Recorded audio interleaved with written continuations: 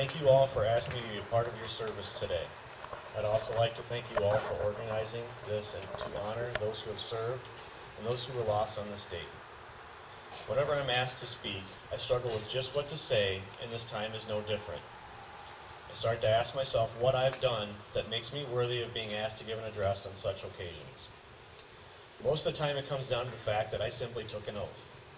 In the summer of 1997, just before marrying my amazing wife, I swore that I will support and defend the Constitution of the United States against all enemies, foreign and domestic, that I will bear true faith and allegiance to the same, and that I will obey the orders of the President of the United States and the orders of the officers appointed above me, according to the regulations and the Uniform Code of Military Justice.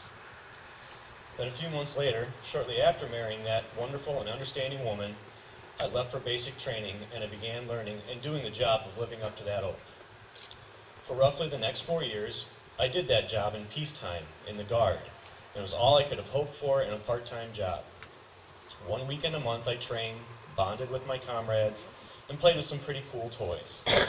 2 weeks a year I did the same, but in places like Panama, Belize, and Germany. Then 9/11 happened, and the world suddenly changed. There was uncertainty. Who did it? Were we being deployed? And to where? Are there going to be more attacks? Our unit didn't deploy after 9/11. Instead, we were activated and sent to airports in the state to provide extra security while the country tried to make sense of everything, and our troops deployed to Afghanistan to take down the Taliban. Not long after, we were activated again. This time, we were off to Iraq. That oath I took has been taken by millions of other men and women, an oath to do a job. We all signed up for our own reasons and had our own beliefs, backgrounds, and drives that pushed us to join and take that oath. The oath united us. 9/11 united us. We had jobs to do. While tragedies like 9/11 show the horrible things that humanity is capable of, it can also reveal the flip side. People who do those jobs. And to them, they really are just jobs. They rush in when other people rush out. They provide cover while their buddy advances on the bad guys. They pack up and ship off to faraway lands to take the fight to the enemy and live up to that oath. First responders, firefighters, EMTs, police officers, veterans are all doing their jobs. They have a drive to serve the greater good. They have a drive to help, to be at their best when things are going the worst.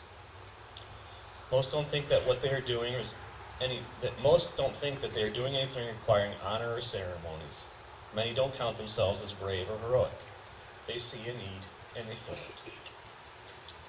A day like 9/11 hopefully inspires the rest of us to do the same, to see that need and fill it, to serve the greater good.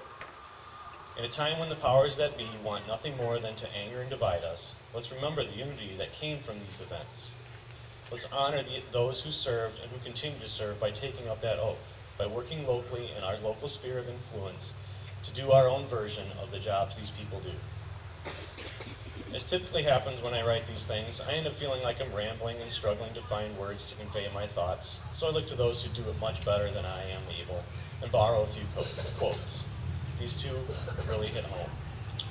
First, from Abraham Lincoln. Honor to the soldier and sailor everywhere who bravely bears his country's cause. Honor also to the citizen who cares for his brother in the field and serves, as best he can, that same cause. And secondly, from John F. Kennedy. As we express our gratitude, we must never forget that the highest appreciation is not to utter words, but to live by them. I'll close again with a thank you. Thank you for honoring these wonderful people and me. I will echo a sentiment that I hear many of my comrades often say, I'm no hero, but I've had the honor and privilege to serve and continue to serve with dozens of you. I want to thank each and every one who has served in the military, police, fire, EMT, or first responder services. Appreciate them, thank them, remember and honor them. Also do the same for their families. They make tremendous sacrifices to support these people that we desperately need. Also, one more thought, to paraphrase a few people I've heard. In World War I, they called it shell shock. In World War II, they called it battle fatigue. After Vietnam, they called it PTSD. No matter the era, service, foreign or domestic, many of these people we admire suffer a deep pain that is causing them to take their lives. Please encourage them to check on their battle buddies and to talk to someone if they need help. Thank you.